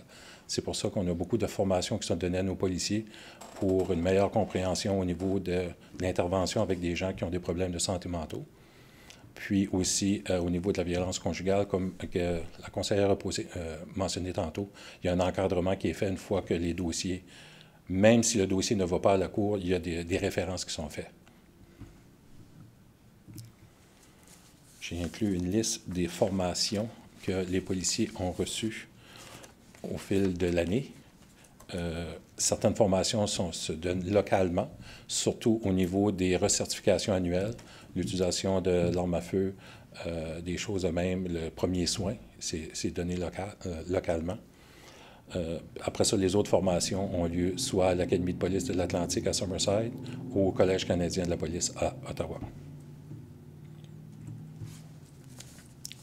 Pour terminer, je veux souligner l'appréciation que le Conseil de Belleville a démontré envers les employés de votre force policière. Ce sentiment aide grandement à maintenir l'ambiance de travail enviable que nous avons présentement. Il est important de souligner que nous possédons un excellent esprit d'équipe. Ceci se reflète sur le travail accompli et la qualité des relations que nous avons avec nos partenaires. Notre vision est de continuer notre collaboration de façon harmonieuse entre les autres forces de police de la province, la sécurité publique et la Gendarmerie royale du Canada. Ensemble, nous sommes plus forts pour maintenir une qualité de vie reconnue dans notre province. Je vois que la conclusion qui est là, c'est la mauvaise. C'est elle de l'année passée. J'avais préparé mon texte, mais là, je vois que c'est pas la même chose. Je vais faire de la lecture de quelque chose que vous n'avez pas là. Je me dois de souligner encore une fois l'appréciation que les employés de la police régionale BNPP ont pour le support apporté avec la création de la nouvelle municipalité. Nous faisons maintenant partie d'une grande équipe et ceci est réconfortant. Nous avons été en mesure de profiter de l'expertise des employés de Belleville à maintes reprises pour mener à bien des projets. Je dois mentionner, 2 semaines passées, on a eu un problème majeur d'eau au bureau. Il a fallu creuser le puits à nouveau, changer la pompe. Puis, les employés de Belleville dans le secteur ont été présents sur les lieux pendant 2 jours pour encadrer les démarches. C'est des connaissances que nous, on n'a pas comme policiers, donc c'était excellent pour nous d'avoir accès à ces employés-là qui ont été en mesure de régler le problème. La signature de la convention collective est un parfait exemple. Cette étape majeure s'est très bien déroulée grâce à l'équipe qui était en place, mais surtout à cause de l'appui que le Conseil a permis d'avoir en donnant un mandat reconnaissant les besoins. Nous sommes disposés à continuer le travail pour assurer la sécurité de nos citoyens et finaliser l'expansion du service de police. La construction d'un nouveau poste de police apporte un sentiment positif pour l'ensemble des employés. Nous avons une équipe jeune, prête à rencontrer les défis à venir. Plusieurs policiers d'expérience ont pris leur retraite au cours des dernières années. Les nouveaux patrouilleurs embauchés démontrent une volonté d'apprendre et de conserver nos liens étroits avec nos partenaires de travail et les citoyens. Merci de nous faire confiance dans le maintien de l'ordre dans notre communauté. Je peux vous assurer que nous ne prenons pas à la légère les responsabilités que cela apporte et nous allons travailler pour démontrer que vous avez fait le bon choix. Merci. Si vous avez des questions. Merci, chef. Ronnie. Au niveau des employés, j'ai vu qu'on a présentement 17 employés. Ça inclut-tu les autres employés qui vont être pour agrandir le territoire, ça? Ça, c'est les employés en date du 31 décembre 2024. Depuis ce temps-là, on a 2 cadets de l'Académie qui ont gradué, qui ont commencé avec nous. Puis là, présentement, on a 2 autres cadets de l'Académie qui sont en train de faire leur stage, qui vont être, au début septembre, ils vont être employés temps plein. Okay. Puis, à part de ça, on a d'autres, on a un policier qui arrive de l'extérieur le 15 de juillet. On a un autre qui arrive aussi de l'extérieur au mois de novembre.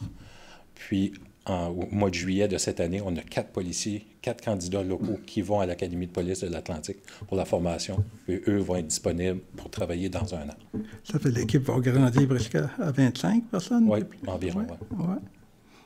ça va être un meilleur support entre les C'est en gens. prévision de l'agrandissement. Donc, comme j'ai déjà mentionné dans le passé, si la province décide qu'on doit faire la transition le 1er janvier 2026, on ne peut pas embaucher les gens le 31 décembre 2025. Ça se fait progressivement au niveau des formations, l'orientation, l'équipement aussi. Donc, moi, personnellement, je n'ai pas eu de date au niveau de la province pour déterminer à quel moment que la transition va se faire, mais on se prépare en conséquence. Oui, c'est bien. Merci. Olivier. Merci, Monsieur le maire. Moi, je voudrais féliciter le chef Clavette pour la gestion de la brigade, puis féliciter le travail de toute l'équipe. J'ai remarqué, j'habite Nigatou, j'ai remarqué une présence sur la rue du Moulin qui a doublé grâce à, évidemment, l'embauche des jeunes policiers qui sont très présents. Puis, je me réjouis pas qu'il y ait 50% de contraventions en plus, mais ça montre qu'il y a une vraie présence policière. Puis, je pense qu'il y a autant de contraventions parce qu'il y a une lacune au niveau de notre signalisation de vitesse. Puis, on a tous pris l'habitude de rouler à la vitesse qu'on roule. Peu importe la vitesse qu'on roule, mais on ne roule pas à la vitesse qui est indiquée sur le panneau. Mais le panneau est tellement petit, il y en a tellement peu, qu'on se fait pogner, évidemment, s'il y a une présence de police qui a augmenté. Donc, je trouve que c'est logique. Ce n'est pas pour le nombre de contraventions, mais c'est plus peut-être qu'il faudrait qu'on travaille sur la signalisation pour justement qu'il y ait moins de contraventions, parce que la rue du Moulin est très, très achalandée. On en parlait le 3 juin. Puis, évidemment, s'il y a des polices plusieurs fois par jour, surtout que la caserne est à quelques centaines de pieds, c'est évident qu'il va y avoir des... 50%, c'est beaucoup sur une année, là. Puis je voulais savoir quand est-ce que commencent les premiers pas pour le nouveau poste, si on a une idée. Monsieur le directeur. Oui, comme je l'avais mentionné la semaine dernière, c'est le 15 juillet que les appels d'offres vont sortir puis débuter en septembre. Knock on wood. Gaston. Oui, je voulais savoir, chef, dans le temps des festivals qu'on a, chez des années, on a fait des demandes comme le festival de blues, il y a de la musique un petit peu partout dans la rue, puis je sais qu'il y a eu des années que les policiers marchaient là, dans ça, je trouve que c'était bien vu, puis c'était comme un signe d'implication de la police envers ça aussi. Est-ce que c'est de quoi qu'on peut demander ou c'est de quoi que... La demande a déjà été faite. Puis le chef adjoint qui est Mathieu Richard, qui est responsable au niveau des opérations, a déjà envoyé le message pour dire qu'on a besoin des gens à tel moment, et c'est pour faire quelle fonction, c'est-à-dire justement de marcher, parce que je me souviens que vous avez mentionné ça dans le passé, puis vous avez souligné que c'était apprécié de la part des gens. Ça fait qu'on fait un effort pour avoir des policiers qui vont être présents sur les lieux, tout en étant discrets, mais en étant présents aussi pour démontrer qu'on est là, mais pour pas que ce soit omniprésent non plus. Merci. Marie. Merci pour la présentation. On avait discuté, je ne me souviens pas si c'était l'année dernière ou l'année d'avant, par rapport aux contraventions avec l'utilisation d'un cellulaire au volant.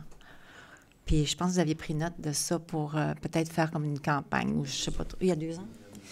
Et je me demandais comment ça...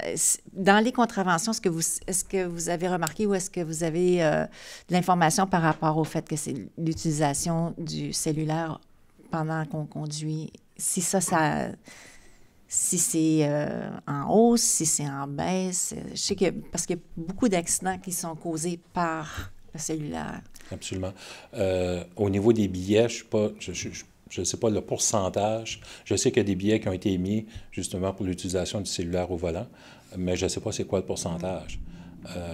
Nous, on peut voir, comme vous avez mentionné, on peut souligner des fois quand il y a un accident, un auto qui va rentrer à l'arrière d'un autre auto, il fait soleil, la route est au pavé. C'est un manque d'attention, mais qu'est-ce qui a causé le manque d'attention? Des fois, la conclusion est assez rapide aussi. Puis les gens, en général, ne vont pas l'admettre après ma barre. Mais oui, il y a des billets qui sont émis dans ce sens-là. Puis, je pourrais vérifier pour les statistiques, mais je ne sais pas qu'est-ce que le pourcentage. Je n'ai pas remarqué une tendance pire que dans les autres années. OK. Merci. Joël. Merci. Merci pour la présentation. J'avais une question, c'était en lien avec le rapport, j'avais 3 points. La première chose qui me manquait un petit peu, c'est, on voit tous les chiffres, c'est un petit peu ces violences conjugales et tout ça, mais on mentionne au début dans l'introduction, vous avez été présent dans la communauté avec des présentations. Je me demandais si ça serait possible d'avoir, pour l'année prochaine, un compte-rendu de tout ce que vous faites, comme vous êtes très présent, que c'était un peu d'avoir un commentaire positif à la fin de tout ça. Absolument, j'en prends bonne note, parce qu'on a un système aussi pour répertorier les présentations qui ont été faites durant l'année. Puis, ça serait facile d'arriver avec le nombre de présentations, puis dans quelle catégorie aussi sur les sujets. Comme vous n'êtes pas seulement dans la répression, c'était ça qui était intéressant, je trouve. L'autre point, c'était, je trouve que ce rapport-là est très important, parce qu'il dit quelque chose de notre communauté au niveau des chiffres et tout ça. J'étais resté un petit peu sur ma faim quand je voyais qu'il n'y avait que 2023-2024 cette année. Du coup, pour le plaisir, je suis allé chercher le rapport de l'année dernière qui remontait jusqu'à 2019 un petit peu. Et je trouvais que pour le prochain rapport, d'une année sur l'autre, des fois, on ne se rend pas compte de certaines tendances. Mais quand on remontait à 2019, on se dit, ouf, il y a quelque chose là-dedans peut-être. Je me demandais, c'est encore une suggestion, si l'année prochaine, on pouvait plus remonter plus loin peut-être, pour voir, des fois, il y a des choses qui doublent ou qui triplent. Ou si je regardais devant moi les appels liés à la violence conjugale, en 2019, c'était 20. Puis là, on est rendu à plus de 150, donc je me dis, ouais, qu'est-ce qui se passe chez nous là-dedans? Oui. Je peux expliquer la raison d'être. Oui, dans le passé, on reculait sur plusieurs années. On s'est aperçu aussi que dans les années passées, la façon de comptabiliser, il y avait des erreurs. Oui. C'est pour ça que l'année prochaine, on va être en mesure d'avoir 3 années. On va avoir l'année 2025, 2024, 2023. On va continuer de même pour garder 5 ans. Mais pour les autres années avant ça, la façon de comptabiliser n'était pas la même aussi. Puis les codes pour les appels ont changé avec le temps. Oui. Donc, on est obligé de s'acclimater avec ça. Mais surtout, le point principal, c'est parce que la façon de répertorier n'est pas la même que 4-5 ans passés. Oui. Puis ça serait donc d'avoir Puis c'est ça que je proposais, des cours peut-être, avoir un petit peu pour remonter loin où ça représente, puis avoir des petits commentaires comme ça peut-être, comme quand j'étais revenu à l'année précédente, je me suis dit, je me rappelais, il n'y avait pas les commentaires, donc je ne me rappelais plus. Puis ça peut peut-être mener à confusion quand on revient. Donc c'était pour une prochaine fois aussi avec l'agrandissement du territoire. D'accord. Parce que si les chiffres explosent, comme le territoire augmente, à quoi c'est dû? Donc c'était plus des commentaires de forme, mais merci pour votre travail. Merci. Monsieur le DG. Une infraction, un constat d'infraction, c'est quoi l'amende? C'est 192,50 ou? Le minimum. Ouais, le minimum. Après ça, il y a différentes catégories, mais la grande majorité des infractions, c'est 172,50. Et mais quand on a les statistiques qui sont présentées, ce n'est pas nécessairement aussi des amendes. Ça peut être des avertissements aussi. Un avertissement écrit. La façon qu'on procède chez nous, c'est quand le policier intercepte un auto, presque automatiquement, on est en mesure de savoir si la personne a reçu un avertissement dans un délai assez rapproché.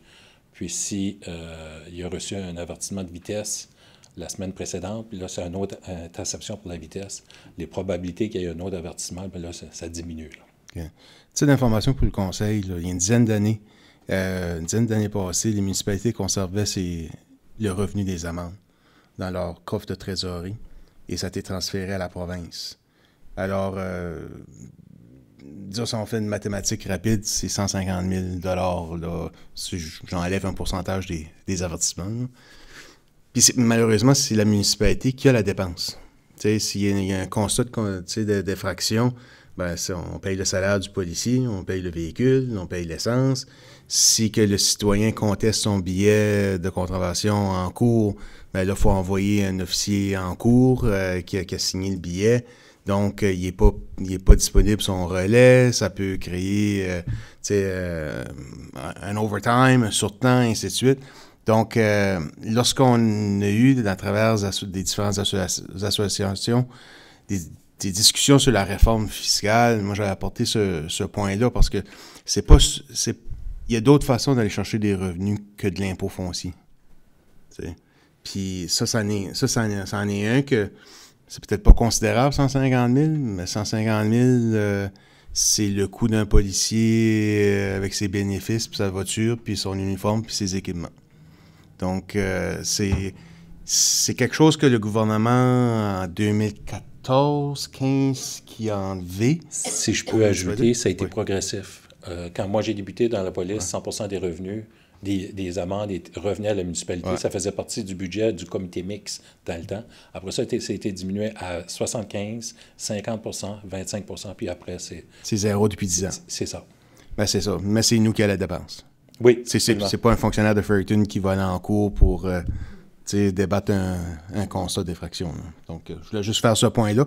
Lorsque vous êtes dans des forums au niveau municipal avec la FMNB, ben, c'est des exemples de discussion là, de sujets qu'on peut apporter. Merci. D'autres commentaires? Questions? Merci, chef. Merci.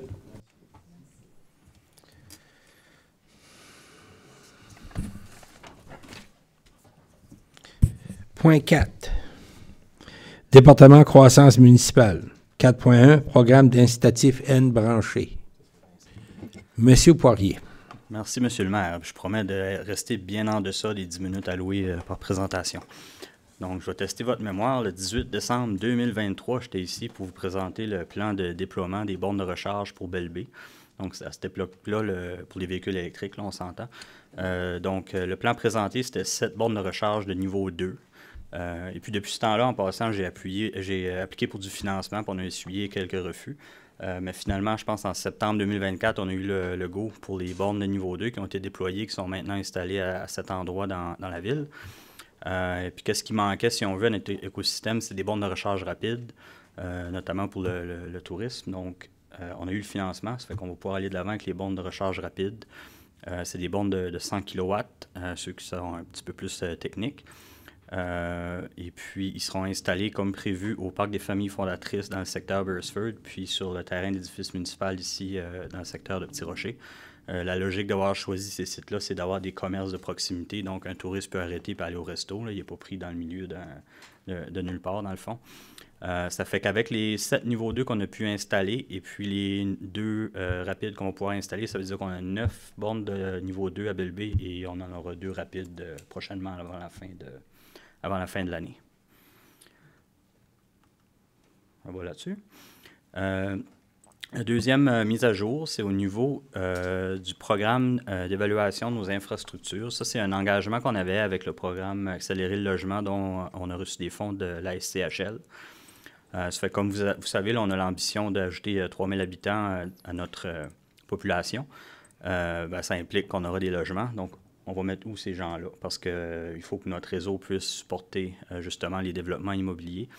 Donc, c'est une étude d'infrastructure qui vise à vraiment évaluer notre capacité de fourniture en eau, de levage puis de traitement des égouts, puis la collection et évaluation des eaux pluviales.